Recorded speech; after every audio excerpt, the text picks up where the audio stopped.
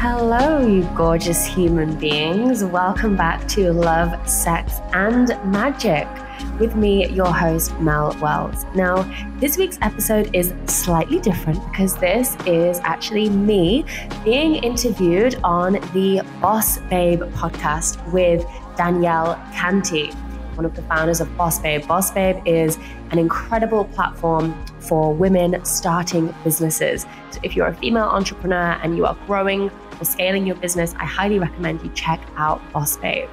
So in this episode, BossBabe or Danielle are interviewing me on all things feminine power, feminine leadership, and feminine archetypes as well. So if you have been just dying to hear more about all of this yummy, juicy work, then I think you are gonna absolutely adore this episode.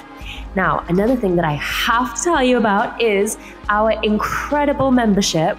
The Goddess Collective is now open for enrollment. This truly is the membership for your soul and for your rising. If you are just so intrigued to dive into exploring your divine feminine power, your feminine energy, and you are on a healing journey of spiritual and personal growth and development, this membership is your one-stop shop for everything in one place. From workshops to embodiment practices, to meditations, to ceremonies, to coaching, we have so much for you inside this membership, and it just keeps getting better.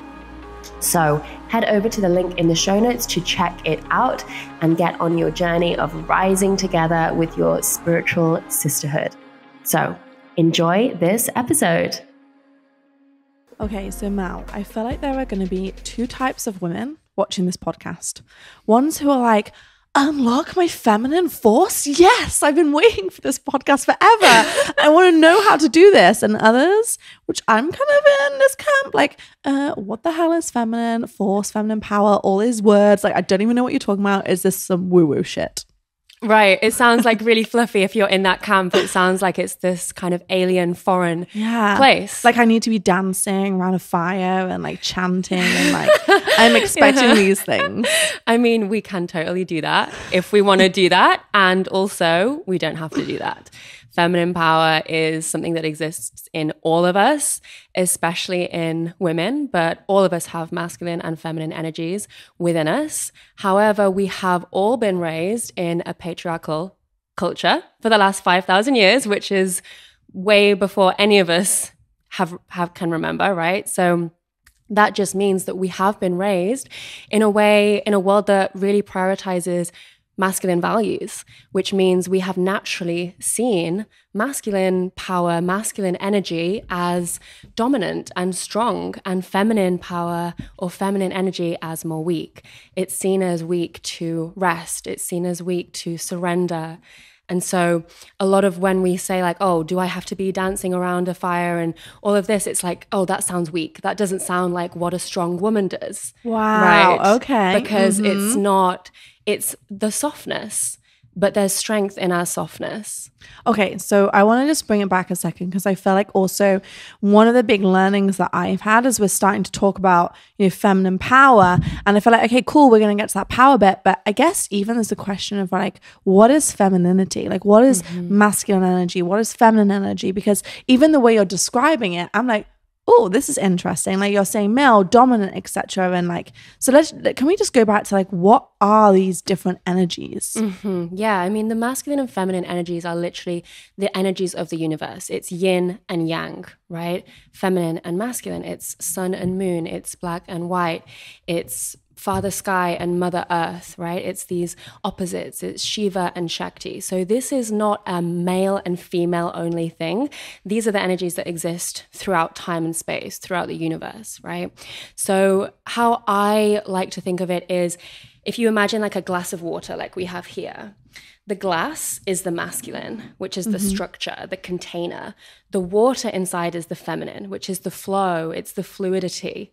Right? If you imagine the ocean is feminine. The rock that the ocean crashes up against is masculine because it's steady, it's stable, it's strong, it's sturdy, it doesn't move. And if you imagine the male and female genitalia, we have the male, the penis, which is linear. It's like a line, if you look at the shape of it. The female is more round, right? It's an oval, it's a circle. And this is like really representative and symbolic of the energies of masculine and feminine. The masculine energy is a lot more linear and direct, goes in a straight line. Point A to point B, show me the way to go. I'm going to go straight there. The feminine is cyclical by nature, right? We go around, we have seasons. Just through our menstrual cycle, each month we go through all these different seasons of woman, of who we are, of feminine energy. So really to honor our feminine energy is to honor the cycles, the seasons, which our body naturally has and takes us through. So my understanding is it's not fair to say a man only has masculine energy and a woman only has feminine energy. And within all of us, there is balance of masculine and feminine energy. Absolutely. Yes. Talk to me about that. Yes. So like the masculine part of us is the thinker, the doer, the strategizing side of us, the logical side of us, the side of us that wants to do the things and get things done, right? The feminine side of us is the feeler, the emotions, the intuition, the part of us that wants to flow, the part of us that wants to experience life, the part of us that wants to just be in our being. So masculine is more about what we're doing. Feminine is more about who we're being. Ooh, masculine is about what we're doing. Feminine is about what we're being. Right. And if we look at the way that we have really looked at success in the world up till now, we have really idealized success to be demonstrative of what we're doing, right? How much we can get done, how much we're achieving. It's all about productivity. Whereas a feminine model of success is more about who are we being as a person, right? Who are we being? This is so enlightening to me right now, and I'm having all of these things start clicking into place. I do have a question on this, and I also think I'm really good at doing this interview because I feel like I'm where a lot of people are at. Like I actually am really curious about this because it's not really something I've like dove into all that much. And so I guess one of my questions is, okay, so we have like this masculine part of us, and some of us might have more masculine energy. So I'm just talking about women at this point, might have more masculine energy than feminine energy. And is that why some might be like more direct or favor certain, like if I'm like into more maths and science, how do I have more masculine energy versus if I'm into arts and creativity and that's more feminine energy? I'm curious as like how this is also seen in like how we go through our transition as we're coming into adulthood or industries that we choose. Yeah. So I think one of the traps that women can fall into is they immediately want to label themselves and be hard on themselves and be like, oh my God, I'm way more masculine. Like I'm definitely more of a masculine woman, right? And this is something that I did as well, because when I started learning about this, I was like, oh my gosh, like I'm more masculine. I definitely like, how do I become more feminine, right? And so I just want to say like, you don't need to become more or less of anything, right? You are absolutely the way that you are meant to be. We're not necessarily born with more masculine, more feminine. We all have both. It's just, where are we choosing to nurture? Which energy are we choosing to nurture? And which, if we see our feminine energy as weak, we're not going to lean into it more, right? We're going to lean into the more masculine side of us. So yes, if you are a woman listening, you definitely do have feminine energy. You definitely do have feminine traits. It's just maybe you haven't prioritized those. Maybe you haven't leaned into those because maybe you've seen them as weak or soft or not as good as the more masculine ones. That is so interesting. And I wonder if like in some circles as well, it's because that, if you've been around like maybe like some of the school structures, etc., that are maybe even created a lot predominantly by men, etc., like they're leaning this like emphasis on some of those types of behaviors or some of those structures versus like, okay, because it's really interesting actually when you start thinking about it, like what makes you good at school, like the fact that you get grades and do this stuff versus like we don't measure happiness at school. Right. Like, or being comfortable with yourself at school or leaning into, okay, well, I'm actually really not feeling great today. So therefore I'm going to have like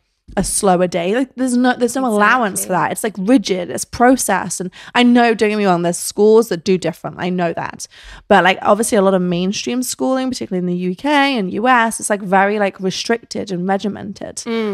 Absolutely. So it doesn't even encourage us to nurture it, right? Exactly. Like if we had all been raised with lessons in schools such as emotional intelligence, you know, if we were taught like how to listen to our intuition, how to describe our feelings, then we wouldn't be so results-based, logics. You know, we would be able to really listen to ourselves a lot more. So we've discussed like what masculine energy looks like, what feminine energy looks like. This whole podcast we wanted to do with you because, you know, so many of us really like hide away that kind of flow side of us, or, you know, focus on the doing versus the being. And that doesn't always lead us to the best feelings, or we might be getting burnout, or just generally feeling low self-confidence because we're doing, or we measure our beings on the doings, and therefore that's a vicious circle in itself. So I really want to talk about, first of all, you were talking to me before about female archetypes,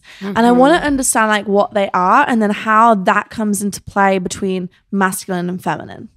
Yeah, absolutely. So first off, you know, I just want to give everyone a really key indicator as to like how they can really tap more into their feminine energy, because you were saying like people can get prone to burnout. The reason we get prone to burnout when we are very much in our masculine energy is because we're in our minds rather than in our bodies. So if you think of the masculine as being in the mind, the thinking, the body is more the feminine, it's the feeling. So if we can be tapped into our body more, if we can be really listening to the signals of our body, if we can be honoring our cycle each month, if we can be tuning into our intuition, paying attention when we are tired, sleepy, like all of the different signs that our bodies give us, that's like a really good first step for people, you know? Maybe practicing like honoring the different seasons of the menstrual cycle. For example, when you're on your period, not pushing in a launch, you know, but deciding actually I might reschedule this. I might take my first couple of days off my period off, you know. Something that I recently introduced in my team was like everyone can take the first day of their period off work so that they can really rest and honor their bodies. So I just want to say that because I think when people get burned out, it's because they're not listening to their body. And really listening to your body is like principle number one. You know what, as well, like I've done several podcasts with some incredibly successful women, one being which Jamie Kern Lima, who founded It Cosmetics. And I didn't want to speak to like the balance that she has between masculine and feminine or any of that. But what she did say on that podcast was listen to your intuition. And she did a lot of that with It Cosmetics. Like she was telling me like how she would like, okay, well, this might be what someone's saying, but what does my intuition tell me? What does my gut tell me? Yes. And so I think that's really actually, I think we have this like power within us that I know personally, like I turned off like when I was a kid. And then now I'm getting more to that point of like, oh, I like check in with myself and listen to like, what does my gut instinct say about this decision we have to make for the business, or this person we're hiring, or even this relationship, whatever that is. So I think that's really powerful, just reminding all of us that we get to like have that gut instinct. And actually, let's just take that one step further. So before we go into the archetypes, intuition, gut instinct. What does that feel like for people who are in a position where they're like, I don't even know what you guys are talking about. Like, I don't know how to tune into my gut. Like, what does that feel like for a lot of people? Yeah, I think it feels like a quiet knowing from deep within.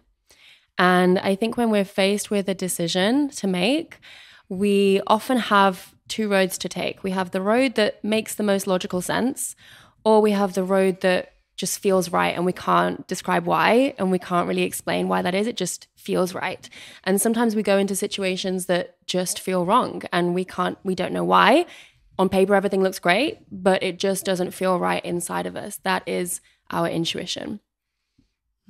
So like just like saying, okay, I'm not quite sure what, like, no, does that mean there's like no rationality to it? Exactly. Yeah. Often it doesn't make sense to the logical mind, but it is a feminine superpower. So it doesn't need to make logical sense. It's just that, it's that power, it's that intuitive knowing. And, you know, we can practice like harnessing the power of our intuition every day. We can decide to intuitively eat rather than be on a diet, right? We can intuitively walk out of our apartment onto the street and where do I feel like going? You know, should I go right or should I go left? And just let your intuition guide you. Should I go to this coffee shop or should I go to the juice bar? Like, what feels right intuitively, right? What does my body feel like today, right? That's all it is. It's just following feelings. And I think that's actually you just given some really great examples actually of how to start following your feeling with like things that are not actually big decisions, but just like, oh, I'm just going to like do this today. Like, I'm not going to plan anything for my day. I'm going to just see how I feel. And I think a lot of people relate. I'm like, oh, I actually can do that. And I do that. On a Sunday, I just follow my feelings versus like have everything planned out and just really leading into that. And maybe like say, asking that question, I'm like, what do I want to do? And then like feeling within you like, oh, it feels like this. So I want to move forwards with that plan. Yeah. And like hiring is a really great example, right? You've got two candidates who both have amazing skill sets. Maybe one has more experience than the other, different backgrounds, but like, what does your intuition say? Your intuition is going to pull you towards one of them, and it might not make sense. The other person might have more skills, be more experienced, but you're just like, I don't know why, but this person feels like the right one. My hope is for people listening to this that now they're starting to realize how much they do listen to their intuition sometimes, because I also feel like this comes into play with like friends. Like if your friend brings home like a new guy or like someone into your circle, you're like, there's something not right. That I don't know what it is, but there's just something not right about that person. That is intuition. And I feel like women have that. And that is your feminine power. I love it. Okay, so talk about these archetypes, because I think if people understand there's 7 archetypes, if people understand that, then like again we're getting closer to what does it mean to unlock that power. Yeah, so don't want to overwhelm anyone with this information, but it really helped me understand feminine energy a lot more, because I think a lot of people, when they hear the word feminine, especially if they feel like they are not feminine, they conjure up this image in their head of like, oh, I need to be wearing flowy dresses all the time. I need to be dancing on Instagram or around a fire or whatever it might be, right? Oh, I need to be softer or more sensual or whatever it might be. When I discovered the Jungian archetypes, I found it just to be a lot more, just to have a lot more nuance and a lot more layers to feminine energy. So this is from the Jungian psychology principle. So there's 7 archetypes. And these archetypes are like a blueprint in the collective unconscious. So it's like deeply embedded in our psyche, these different spirits of feminine energy. And there's also male, masculine archetypes as well, but we're going to just focus on the feminine today. So there's the maiden, there's the mother, there's the wild woman or the mystic, the lover, the wise woman or the crone, the huntress, and the queen. Okay. So if you can kind of, as you hear me say these archetypes, everyone can kind of feel into the characteristics of each of those. But I can go deeper into those if you would like me to. I would love you to. So just repeat them. We've got the maiden, because I want to just like, we're going to say them again and just feel like already, okay, which one am I gravitating to? And then let's go down to them as well. I'll describe them, So you've got the maiden, the mother, the wild woman, the lover, the wise woman, the huntress, and the queen. Okay, so the maiden, we start there? Yes, let's start with the maiden. So the maiden is youthful, she's playful, she's innocent, she has vitality, she's very much like fresh and young and ready, like wants to socialize. She's like this playful energy, right? But she's also quite innocent. It's the shadow of the maiden, and there's a shadow side to all of the archetypes. The shadow of the maiden is she can be very dependent, she can be naive. And if you imagine like the damsel in distress character, she's kind of looking for a savior. She's waiting for someone to come along and make everything better, right? Like Sleeping Beauty, Cinderella, these Disney princesses. This woman might be the type of woman that's like looking maybe for a partner that's going to solve her problems. Exactly. Or a coach or a business mentor, right? We can relate all of these back to entrepreneurship as well. So maiden is like seeing the world through rose-tinted glasses a little bit. Okay. Is this also the type of person that puts other people on pedestals a lot? Yes. Okay. So they're like, okay, well, this person, like over there, this that business journey looks easier than that. And if I was just doing that, that would be easier. If only I was there, then everything would be better. Then my world would change. I also love that we're relating this to business as well. Yes. Like I'm like, okay, this is like really good. So, okay, that person is like all about the coaches. Someone else is going to answer me, or vice versa. The grass is green over there. And so, okay, she hasn't discovered her true power yet. Okay. So she's putting her power elsewhere. Okay. So that's the maiden. Yes. Then we've got the mother. Yes. The mother is, it's the mother, right? So nurturing, caring, loving, huge heart, giving, connected to nature, her body.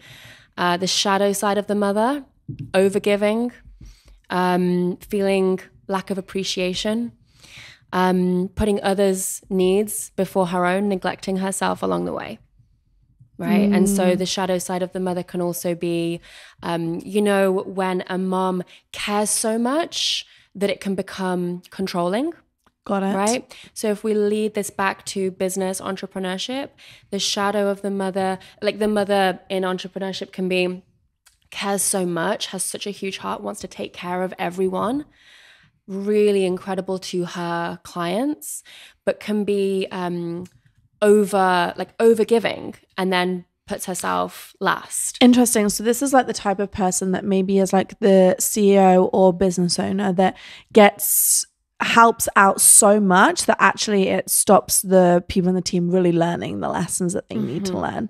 Yeah. So maybe they're like, they're not actually being given that accountability or the able to hold their role properly because she's like always diving in to support. Yeah, it's like too much hand holding. It's like a mother has to tie her child's shoelaces up to a point where she says, now you have to do it by yourself. I've taught you in so many times, now you should go and do it on your own. So if you are attracting a lot of clients into your business who you are needing to hold their hand a lot, it's probably because you have a lot of that mother energy, right? And actually you could do to kind of pull back from that, and that will empower them to really step up for themselves.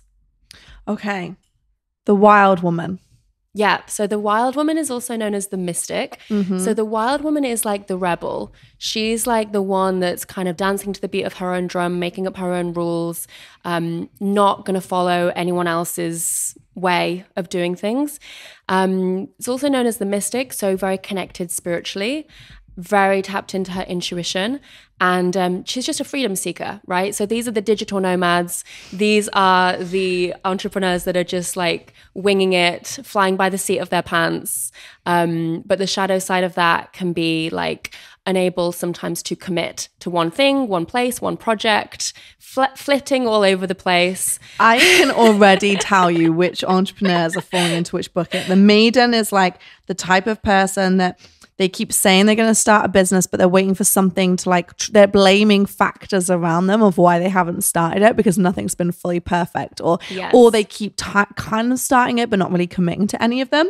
The mother is the type of woman who has a business that she cannot leave because it's so dependent on her and she's created it that way. So it's like, okay, I'm going to surround myself, I'm going to make sure everyone needs me in a way because I want to mother them, but then the business can't survive without her. And then the wild woman is like you said, that digital nomad, probably the person who just wants to be more freelancing, doesn't really want any responsibilities, wants to like flit around. Okay, this is super cool. This is very cool, Mel. Yeah, okay. So we can see how they all relate to business and they all obviously play a huge role in our relationships as well. We can see that like we might have been in the maiden when it comes to relationships, like waiting for a guy or a girl to come along and save us. We might have been the mother role in our relationship, like over mothering our partner, right? So they all show up in relationships, they show up in business, in work, all over the place. I mean, when you start learning about these archetypes, you really spot them. Yeah, I have so many questions. I want to hear the other ones. The next one was lover. Yeah. So the lover is, if you imagine like Marilyn Monroe, Angelina Jolie, very sensual, very pleasure-driven, beauty-driven. It's all about the feel, the aesthetic. It's all about the experience. It's passion, it's creatrix, it's like the artist, right? So this woman is very much driven by, I just want to do what I love, right? I just want to do what I'm passionate about. I just want to do what I love. And very driven by what's beautiful, very tapped into her sensuality and her sexuality as well. And then the shadow side of that is the lover can need a lot of validation, can need to feel admired and adored. Ooh, okay. So they might have like significant, Tony Robbins talks about significance being really high. Do they want to like, they're maybe having like false metrics in what they're doing? It's all about the audience that sees me this way. Exactly. Like, okay. I need to be seen. I need to be adored. If this is, the lover is very embodied in her sensuality and sexuality. She may lean into this a little too much, right? She may lean into it to gain power and control. Okay. So we can see this in relationships. The shadow of the lover is the seductress, right? Right. And then the wise woman? The wise woman is also known as the crone or the teacher. So this is the woman that's just so dedicated to growth and education and learning. She's all about like her healing and her growth. She is often in the teacher role. She's often a mentor to maidens on the journey. And then the shadow of the wise woman can be the hermit. So she can kind of lock herself away. She can be quite isolated from the world because she doesn't really care so much about being out in the world and socializing. She'd rather just kind of hide away, read her books, study, grow, do her inner work. Yeah. Okay, I'm seeing some things come out here as well. I'm like, okay, I could be a bit of that. I could be a bit of this one. Okay. The huntress. Yep. So the huntress is, I always imagine Wonder Woman for the huntress, right? So if you imagine the huntress, it's like she's got the bow and the arrow and she's firing. Like she knows where she's going. She knows what she's aiming at. So she's the high achiever. She's a very ambitious woman. She's like goal-driven. Goal-driven, exactly. Probably a lot of listeners have a lot of huntress energy, right? Because they're ambitious. They have their goals. They know where they're going. They're natural leaders. They're very independent. They are the activists of the world. They are the feminists of the world. They're making a change. They want to create a new world. They're the revolutionaries. The shadow side of the huntress can be the hustler, right? Prone to burnout, not able to ask for help, too independent for their own good, unable to open their heart, can be afraid of intimacy, letting others in, letting others take the lead, losing control. Control can be a big piece for the huntress archetype. So, yeah, that's the huntress. Why is she saying all these things about me? Although I also want to say, like, I see myself in others, so I'm curious about how these like play out. So last one is the queen. Have all of them, right? That's what I was going to say. Do we all have all of these? We do. Okay, we do. Let's do the queen and let's come back to that. Okay, so the queen is powerful leader on like following her divine mission. Her purpose is to be of service to the people, but she truly knows her worth. She has great boundaries. She is confident. She is fully embodied in her sovereignty. So she is, she's a natural leader, but unlike the huntress, she's not going to burn herself out. She knows that she needs a team. She knows that she needs guides and mentors to fulfill her mission. So the queen what is the shadow side? The shadow of the queen can be the tyrant or the diva.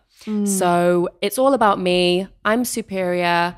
Kind of lacking that humility and relatability, can talk down to people, ordering people around, kind of entitlement.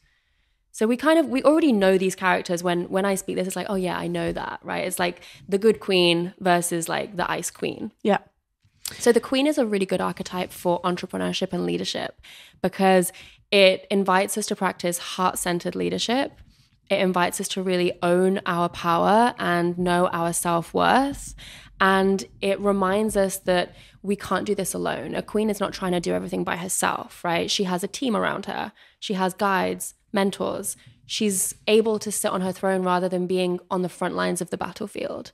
So this is why, like with my clients that I work with on leadership coaching, we have a mastermind called The Queendom because it's about stepping into your queen archetype. Interesting. Okay, so with these 7 archetypes then, so I know a lot of people listening be like, oh my goodness, that is me to a T.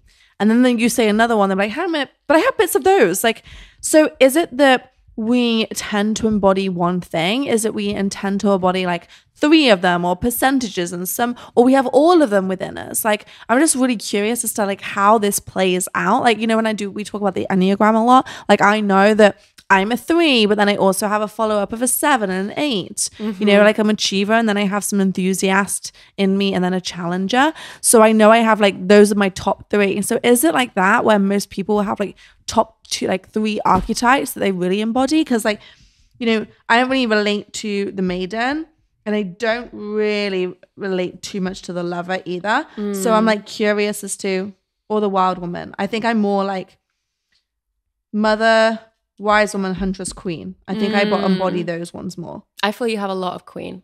Thanks, Han. I'm going to take that as a compliment. Definitely. But yeah, I mean, I developed a report that you can do on my website, which is like shows you what your dominant archetypes are. So it will say like you are 40% mother, 10% lover, 10% queen, whatever it might be, right? But as we do the work and as we start to heal these different archetypes and start to lean in more to certain archetypes, and I can talk about that as well, and we start to heal the shadow and bring that into the light, we can start to shift, right? So a lot of people are very heavily in the maiden, right? And they can start to unpack that. They can start to do the work around it, and they can, if they desire to be more in their lover or be more in their queen, then they can make those shifts, you know. And I see this in my clients. They'll take the quiz, and then like 3 months later they'll do it again, and it's completely shifted for them because they're aware of some of the things that they want to shift as well. Yeah. I'm guessing. Yeah. So how does the masculine and feminine energy conversation come into these archetypes? As part of these, like they do have masculine energy within all of them. Like just trying to see how that earlier conversation translates into this. Yeah. So this is just like different aspects to understand the feminine, right? So someone might believe that they are not feminine because they don't see themselves as, they might have seen feminine energy as the wild woman, but now they can go, oh, I do have feminine energy. I'm just more in the huntress, which is still feminine. It's just a different aspect of feminine energy, right? They can kind of start to recognize where they are as opposed to think that feminine energy is something foreign. So I guess the thing is like there's no right or wrong of any of these. You're going to lean into whichever one is your most, you know, inherent, I guess. And if you want to change certain things in your life, you can lean into others if what your results that you're currently seeing, I don't want to be results in like a, you know, a success metric, but as in the sense of like how you're being, I guess, which is what we were talking about earlier, like how you're feeling, how you're being, you get to explore changing some of those. Is that right? Is that fair to definitely. say? Like even just acknowledging and identifying which of these archetypes we might have suppressed along the way, you know. Why do we think things like some of them have been suppressed? Are there ones that you see more suppressed than others, and like the women that you come across? Definitely. I mean, again, it's a collective thing. It's a cultural thing. If we look at the archetypes of a woman that are more celebrated in our society, we have a lot more maidens and mothers and huntresses, right? We see a lot less of the wild woman and the lover because these archetypes are actually more feared. Wow. Right? They're the 2 I said I least related to as well, which is interesting. Yeah, is that because maybe I have like, I'm embodying less of my feminine energy? So again, you are absolutely embodying your feminine in the mother, in the queen, in the ones that you are. It's just a different aspect. It's a different angle of feminine. Okay. So let's look at the archetypes of the wild woman and the lover, right? These are the ones that are the most triggering for people, right? Because our culture has kind of made us afraid of this kind of power, this wild woman power, this sexual power that we have as a woman is often, we're afraid of it, right? We're afraid of fully unleashing that aspect of us. And so what happens, how we can tell which archetypes we have suppressed is we look at which archetypes we see in other women that trigger us. Oh, interesting. And let's describe what you mean by trigger. So let's say you see someone who is fully embodied in their lover archetype, right? Really embracing their sexual energy, and they're showing up in a way that makes you feel uncomfortable, right? That's not to do with them. That's to do with your suppression of your lover energy and your sensual energy, right? So it's an opportunity for you to go, wow, like often the things that trigger us are the things that we actually most desire to lean into, but it's just scary for us, right? Because we've rejected that part of ourselves. We've shut it away. We've gone, this is not lovable. This is not going to make me successful, or this is going to be a detriment to myself, my career, my relationships, etc. So especially the lover, especially the wild woman, these are the archetypes that actually women, we need to lean into them more, right? And it's so interesting, like how that is played out actually in media and films. And like you're saying that, a lot of it is, been taught, maybe is perhaps the right word. That's like, that is, like if you're a lover archetype and you embody that sexuality and sensuality, you're a slut, you're a hoe, like all these things. But the reality is you're less easy to control. Interesting. If you are in your maiden, and we see that like a lot of women are being kept in their maiden, it's just easier to control. Like people a guy pleasers will save you, right? So, like you say, I mean, if we think about the Disney shows that we were brought up on, exactly. And I'm really glad that they're really working at trying to like change these narratives. But yeah, I grew up on Cinderella, Snow White, Beauty and the Beast, like all of these things. All of the female narratives, they were being saved by a guy, or they were searching for a male person who was solving their issues. Exactly. And we've been taught that like a woman that has her boundaries and knows what she wants is a bitch. Mm-hmm. No, she's just exercising her queen archetype, right? So if you are someone that shrinks around powerful women, you've suppressed your queen archetype. You're not able to stand in your own power. I hope you are loving this conversation so far. I just want to take a brief pause and tell you about our beautiful membership community, the Goddess Collective. Starting out on your personal development and spiritual growth journey can be pretty lonely at times. Sometimes it feels like no one around you really gets it. And I really remember being in this place. Like, they don't want to read the books, they don't want to meditate, they don't want to have conversations about the universe and spirituality, and maybe they just don't understand why you are suddenly collecting crystals or doing tarot card readings or writing letters to the universe. I get it. You might find that you're getting labeled as woo-woo from your friends, or seeing people raise their eyebrows around you when you decide that you just don't feel like going to get drunk every weekend, because maybe you want to soak up your sweet self-care instead and be in your own company. To put it simply, not everyone around you is going to get the path that you're on, but that's okay, because finding your community of wild women and like-minded sisters on the internet does exist, because that is exactly why I created it. Trust me when I say the goddesses in the collective are going to completely understand where you're at, what your desires are, what your hopes and dreams are, and they are ready to meet you. I designed the Goddess Collective in 2019 to be a beautiful virtual home for women of my community to come together from all walks of life, from all over the world, to really support each other on their path to becoming the greatest versions of themselves, to focus on their self-love, their self-development, and their self-mastery for at least 1 year together. Each month, our members receive nourishing, engaging, informative workshops and brilliant wisdom from teachers who lead from the heart. We set goals together that make our souls sing, and we start making those dreams of ours an absolute reality. We form friendships with community members from all over the world.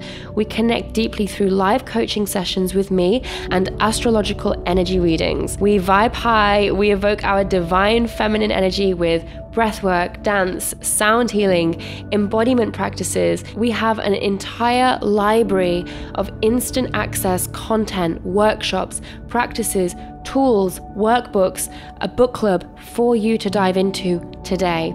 If you've been hungry for more in your life and on your spiritual journey, then the Goddess Collective is ready to welcome you inside.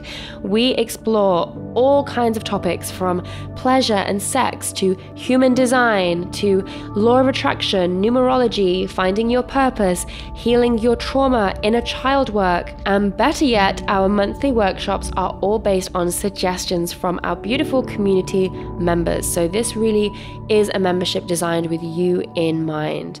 Plus, when you join the membership, you're also going to have the opportunity to ask your questions to one of my Love, Sex, and Magic podcast guests as part of our show exclusives, along with having all of my guest Q&As that came before. So if you've always wished that you could ask my previous guest, such as Kate Northrup, Koya Webb, or Layla Martin, your burning questions, your opportunity to do that is all included when you join. So Goddess, do you want to commit to 12 months of growing, healing, laughing, evolving alongside me and all of the women inside the Goddess Collective? Go ahead and click the link in the show notes to check out, and I will see you inside. You know what you were saying by being triggered by as well. Like I would love for like everyone to like listening to this is like, oh, well, you know, next time you are around someone that triggers you versus like having that emotion that it's like they are the bad person or they have created this feeling for you, like really sit in that and be like, oh, why do I feel like this? What about this situation has caused me to feel X, Y, and Z? Mm-hmm. And I think that's really powerful because there's been a common theme recently on this podcast that I've had these conversations, and I had one with Payal as well the other week, and it was like really taking responsibility for your own emotions. And I think, you know, Natty and I get asked a lot about our relationship and like why it's been successful, and that's one of our main answers is like we take responsibility for our emotions. You know, I don't blame her for how I feel and she doesn't blame me, and we get to share if something has triggered, but from a place that's like, oh, this is triggering for me and I've really realized why it was, like, can you support me in overcoming this, and vice versa. But I think this is actually like missing in a lot of conversations around like no one makes you feel a certain way. Like you get to choose how you feel, and you also get to change that. Like you may have triggers now that are not triggers in the future if you do the work on them. Absolutely. And I think every woman that is a trigger for you is actually an invitation for you to step more into your power, right? That person is being a mirror for you. That's there for a reason, right? They're actually your spiritual teacher of the moment. I'm curious, and I don't even know if you have the answer to this or know the answer, but you know, as women, like there has been this narrative of like women are bitches, like women tear each other down. And my personal experience is not that. Like I'm so blessed to work with the most amazing women.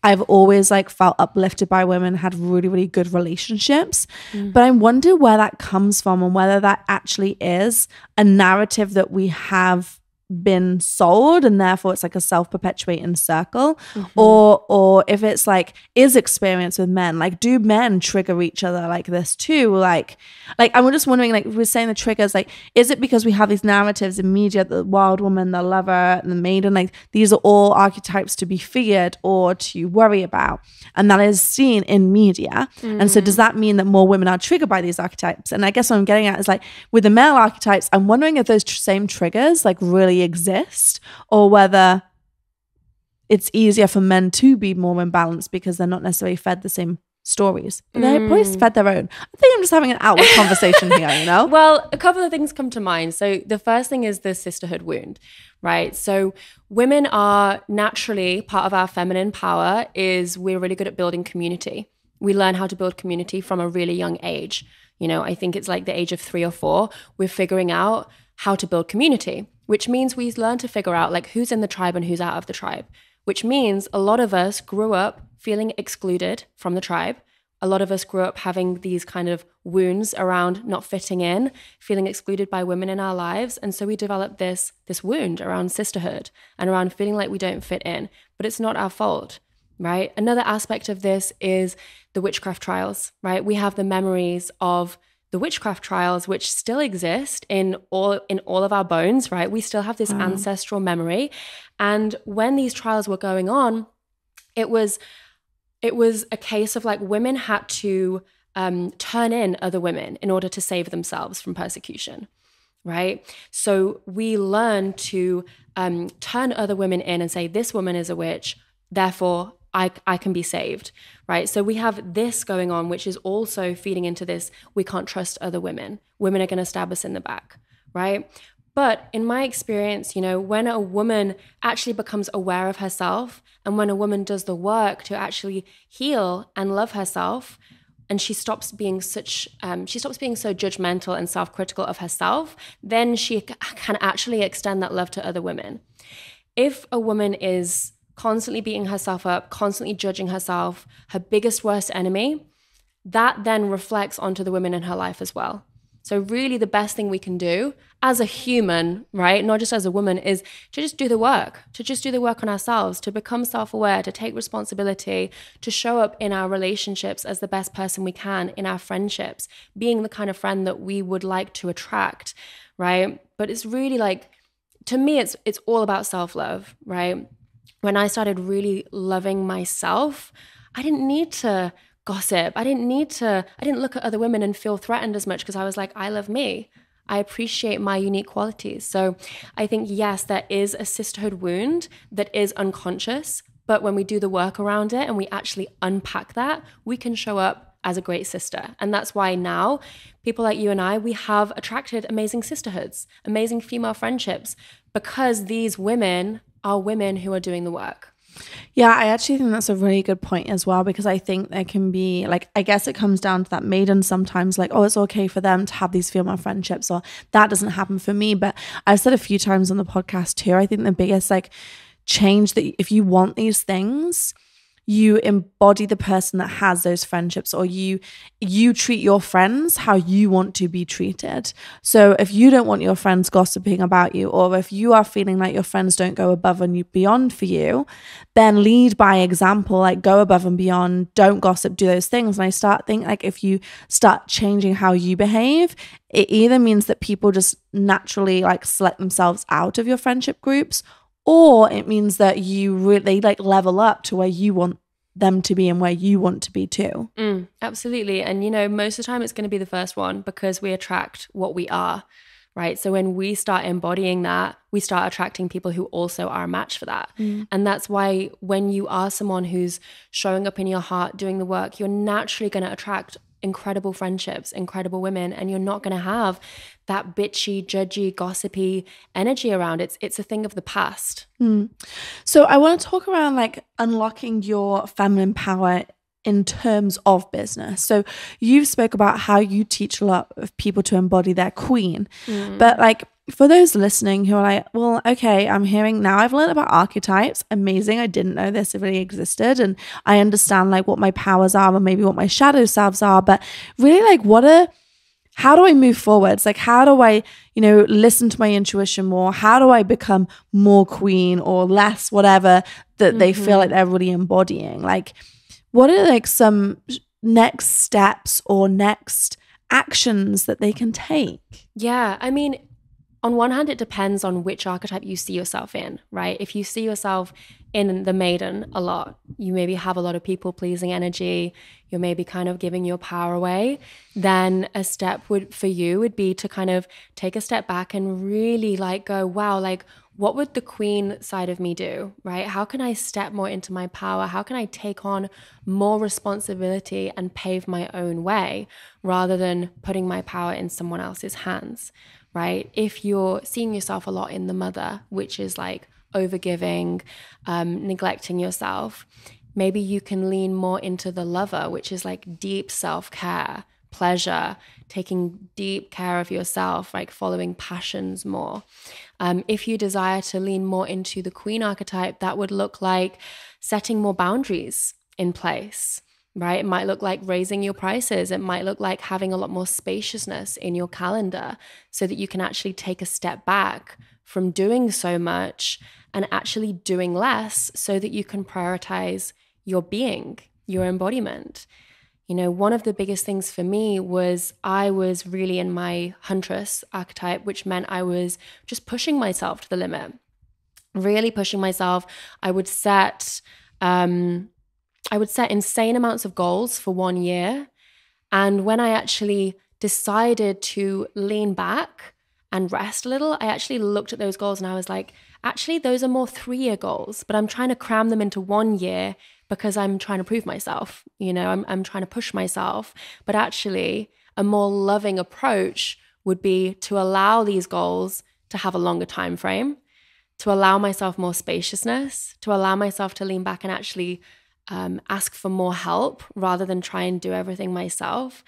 And so for me, that just like ability to just take my foot off the gas a little bit more allowed me to really just soften and be able to take in the more important things in life. I think when we're really in the huntress, our whole world becomes our work and our mission. And sometimes that means we can neglect relationships, family, friendships, health. And so I think for me, one of those things was really deciding to have a more balanced life by not going like 100% all in, push. I love you talking about that balanced life. And also, I think a lot of women listening to this will be like, oh, damn, she's right. I've done these goals. They're so big. And it kind of like, do you think sometimes like we can like force ourselves into archetypes? You know, like by setting that 3-year goal, like if you're not aware that it kind of forces you to be a huntress. Or like if you are, let's say, the wild woman and you have that life that's, you know, like, oh, well, I'm not committing to these things. Like I want to travel. I want to do all these things. Like it encouraged more of that side in you. Yeah. Like, do you think it's like fair to say that depending on like the environment that you can create for yourself and like being intentional about that, you can then, it'll bring out certain archetypes within you more. Yeah, definitely. Absolutely. And I think, you know, each of these archetypes play a really important role, right? And we can play with this and we can lean into different ones when it feels most beneficial for us. For example, if you have a launch coming up, you might be like, right, I really want to tap into my huntress this week, right? Because I have this goal, I'm going to go for it.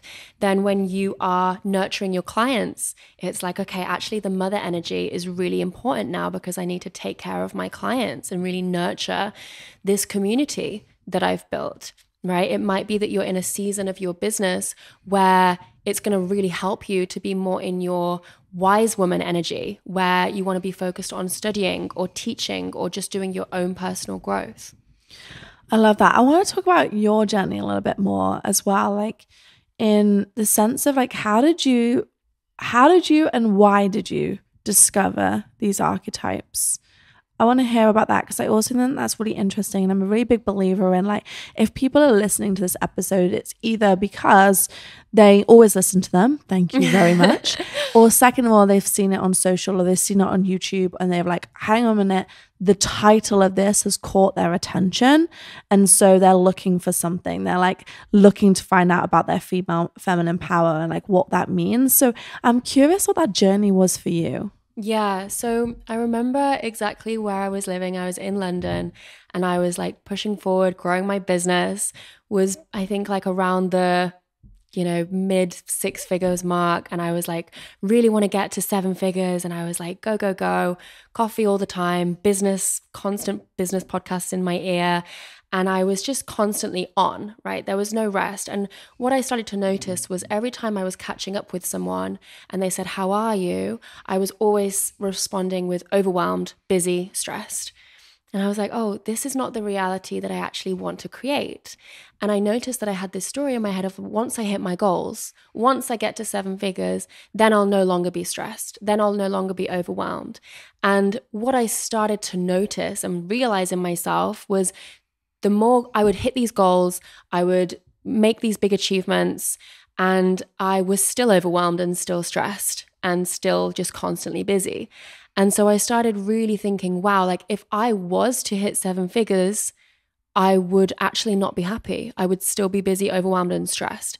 And so when I discovered the conversation around masculine and feminine energy, it felt like it just really unlocked something in me. It felt like my body was starting to just hit its limit and was like really calling out for me to rest, for me to honor my body more, for me to not be just constantly running on adrenaline and stress and constantly pushing towards these goals.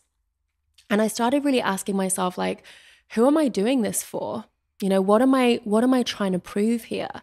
Why do I find it so hard to just take a day off? Why do I find it so challenging to not be just constantly pushing forward? And my relationship was starting to suffer because I was in my masculine energy a lot of the time, and he was also in his masculine energy. And it was like these two masculine energies together, like butting heads. And so I started to dive deep into this feminine archetype work. And I realized that, yeah, I had a lot of huntress energy, but I was in like the shadow of that. And the shadow of the huntress can be, you know, you hit all these goals and they don't actually make you happy. They kind of lose their meaning because you've lost touch with enjoying your life. Everything has become about the goals. And so for me, like, I started really slowing down, learning to honor my body, learning to honor the seasons and the cycles of my body. And it really looked like allowing some balls to drop, to be honest, you know, allowing some things to go, okay, I'm prioritizing like 20 things right now. What's actually important and what's actually not important? Why am I trying to do these 10 things all in this quarter, right? What can actually just be like shelved or pushed back? What is not actually important that I'm just like spending so much energy running around doing? So a lot of it was simplifying, which I know you are really big with, simplify to amplify. Yeah, that's right. But yeah, creating spaciousness was a big thing. Like, I looked at my calendar and I just had no white space whatsoever. And I was like, no wonder I'm constantly on the edge of burnout.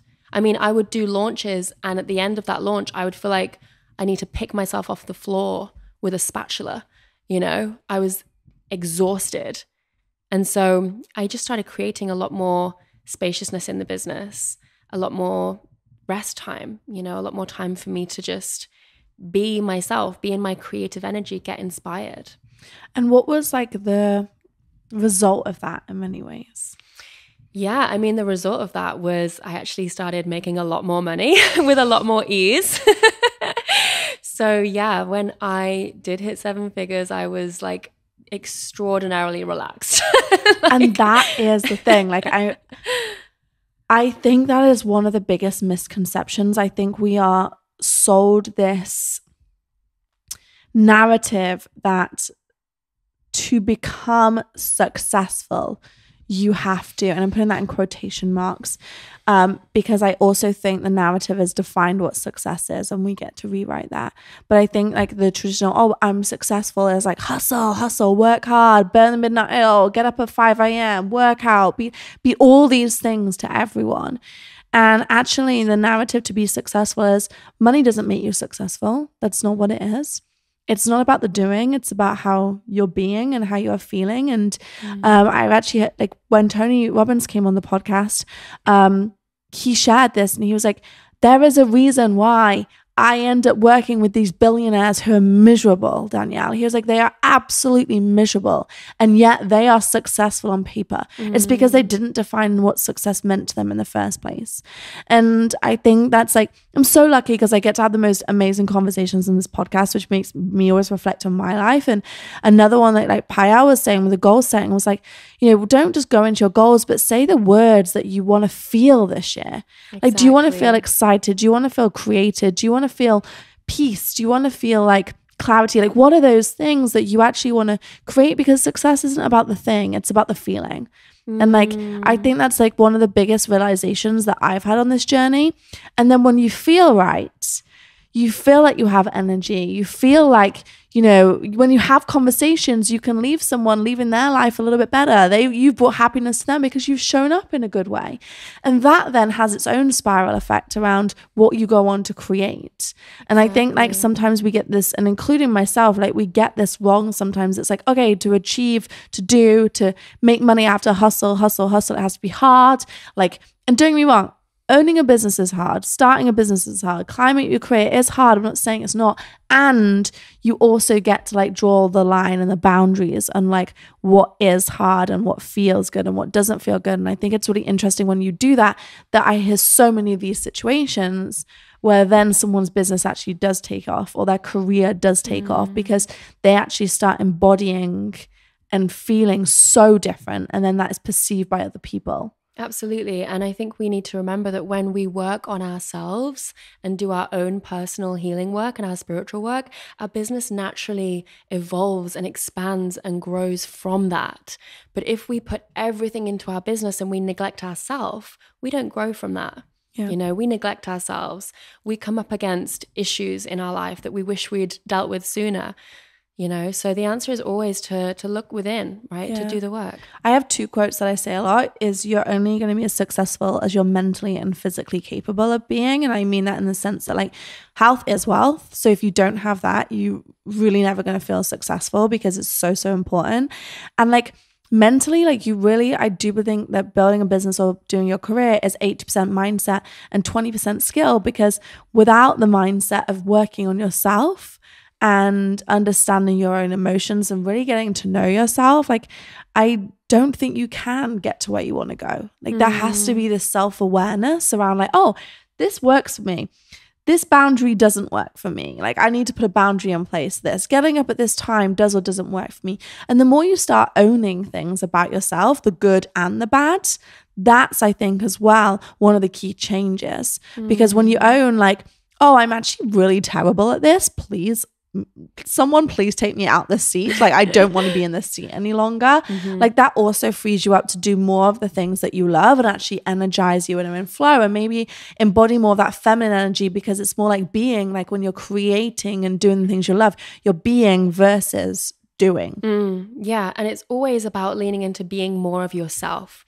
The more you get to know yourself, the more you can really understand like, this is my strength. This is where I'm in my zone of genius. This is where I'm going to create the best work. So you're in a kind of new chapter of your life too, talking about feminine power. You're pregnant, and I think that's...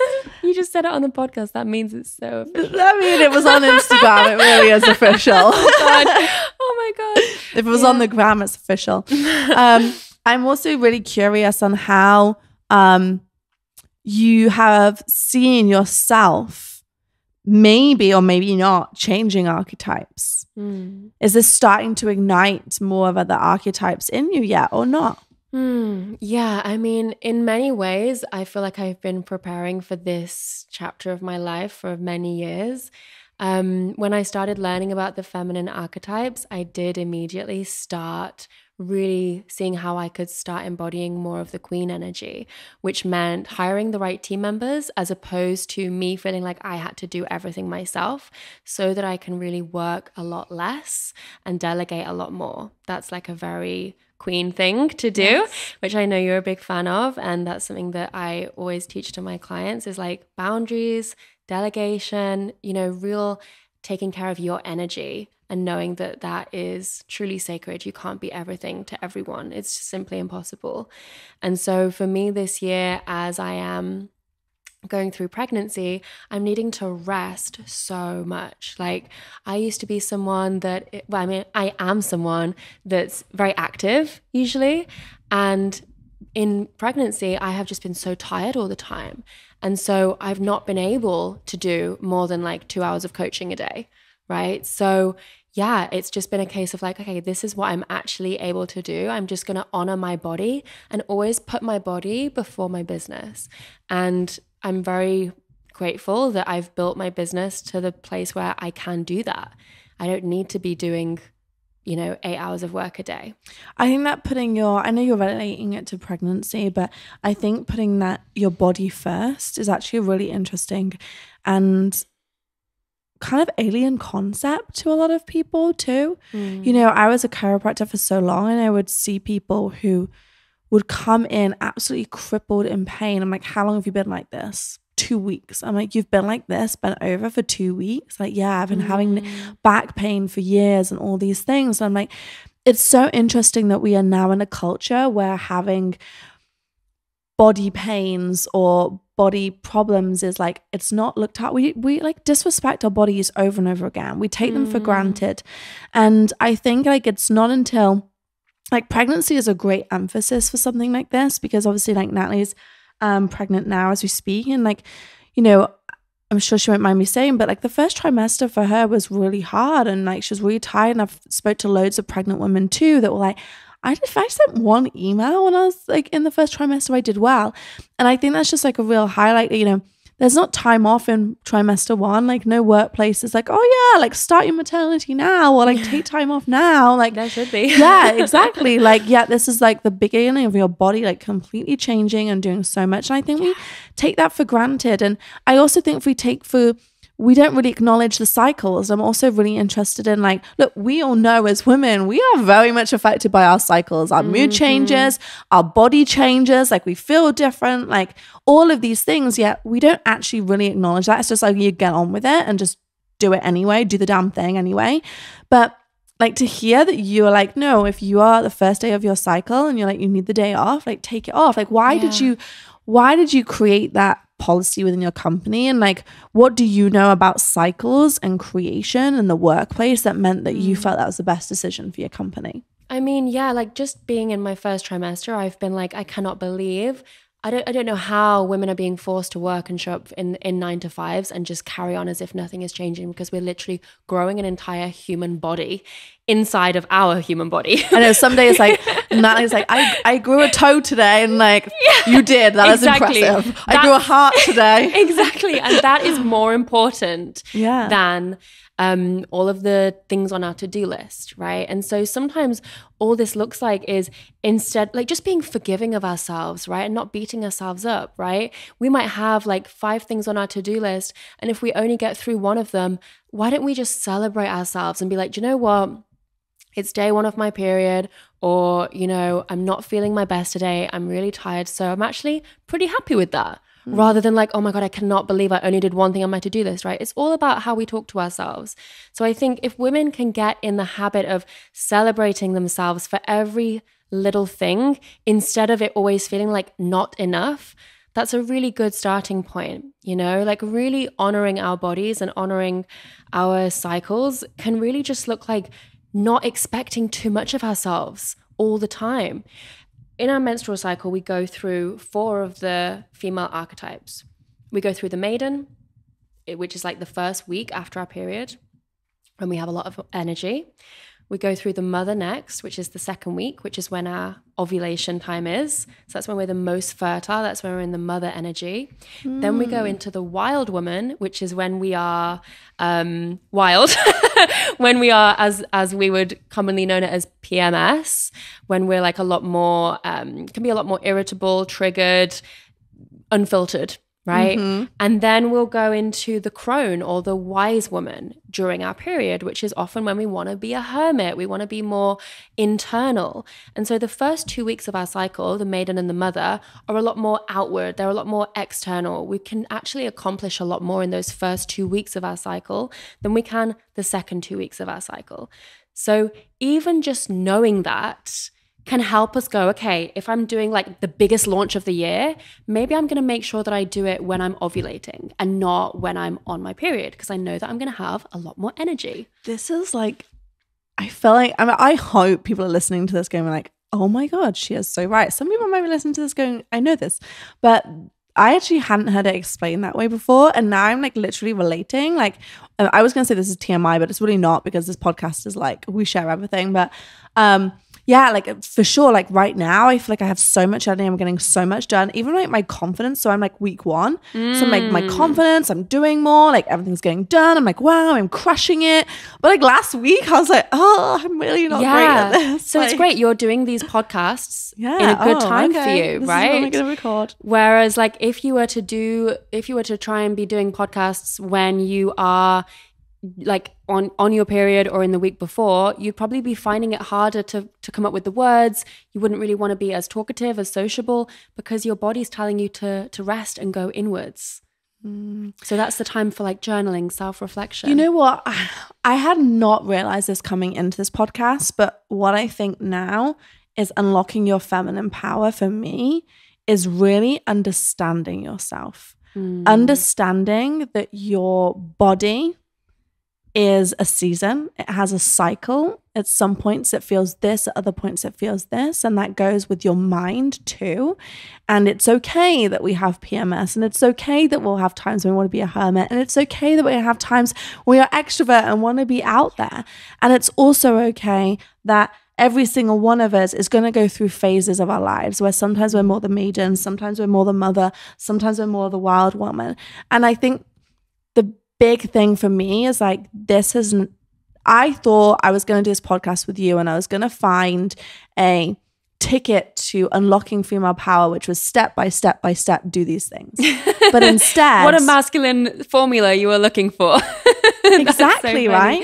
Yeah. But instead, it's like you have all that within you. You just have to tune in, listen to your intuition, know that your body is not always going to function the same every single week, every single day. Accept that, and also really just know, like, it's okay that sometimes you'll have these amazing like parts of you, and sometimes it's okay that you have this shadow and you get to work on all of these things. And maybe that for me, I think I've definitely had periods of my life where I have been very much in my masculine energy. And I think I'm going into more of a season now. I'm starting to really tune into more of my feminine energy. And that for me was the biggest takeaway. I'm like, oh, I have all this power in there. And the power is giving myself time to listen to my body, who I am, and my mind. So thank you. You've freed me from my having to write notes on the whole thing. This is how I started. Amazing. I'm so happy to hear that. And, you know, I want everyone to take that away from this, is that, like, I bet you have never met a one-dimensional woman, right? We are all so multifaceted and so multidimensional. And that is okay. And also that's Not also only is a it narrative. okay, That's it's amazing. incredible. You're right. It's like we are superheroes. We are incredible. We are so multidimensional. That is such a superpower. But also the narrative, I think, is like, the narrative is like, oh, they have PMS, or oh, they're in this, like, versus like, oh, like it's again, I think it really is like coming down to that social and media aspects that we're taught, versus like, oh yeah, cool, I have PMS right now, you know. I would even like this week. completely to remove that label and just be like, I'm in my wild woman phase. Ooh, I like that. I'm just in my wild woman. Right? I love that. So there's nothing to be afraid of. It's just we all go through the wild woman phase. And these different 4 phases that we go through in our cycle also relate to the seasons: spring, summer, autumn, winter. You know, spring and summer, we have a lot more energy. We want to be out and about, socializing. Autumn, winter, a lot more internal reflection. My goodness, I love this. Thank you so much, Mal. I feel like so many people will have listened to this, and, you know, hopefully they're like, oh, okay, I'm going to be still a little minute and I'm going to tune in. And I know there'll be like so many things to take away from this. So I would love for you to share your handles, handle where people can find you. And then also I want us to put some links, because I know so many people are going to want to take that test for sure. So first of all, share your IG. Yes, my IG is I am Mel Wells. And obviously mine's at Danielle Canty. And also for you guys, share your favorite takeaways with us. Like, I love hearing what people have like taken away from this podcast, for sure. And then also we're going to put some links in the descriptions and the show notes, all those places on like where they can find more information about you, where they can take the test, all the things. Amazing. If you love this podcast, I'm also going to do a link to the Tony Robbins episode that we did, which is all about how to define success. So I think if you've related to a lot of the conversations that we had in here today, that's going to be a great one for you to listen to. So thank you so much. And if you're not already, follow Mal, because she is very inspirational to follow. You're like a very, like, I don't know, I enjoy watching your stories. You do a great job around giving so many different like aspects of your life and like the dimensions. And I think a lot of women perhaps who have been very much in their masculine will definitely maybe initially watch your stories and be like, oh, hang on a minute, like this is new. This is not maybe who I normally would follow, but I would really encourage them to watch your stories, particularly as you go on this new journey as well, which I think is going to be opening up another side of you, which I'm excited to see. Thank you so much, Danielle. I love and appreciate you so much. And thank you for coming on. Thank you. So, my darlings, I hope you loved this episode. If you want to find out what feminine archetype you are embodying the most, you can check out the link in the show notes and it will give you a free customized report. And again, once again, our membership, the Goddess Collective, is open for enrollment for a limited period of time. So if all of this just excites you and just really just does something to the depths of your soul and really makes you want to learn more, then come along and join us inside the Goddess Collective at melwells.com/collective, or just check out the link in the show notes. And I would love to see you inside our beautiful spiritual sisterhood and temple for your integration. So until next week, I hope that your life is filled with love, sex, and magic. Bye for now.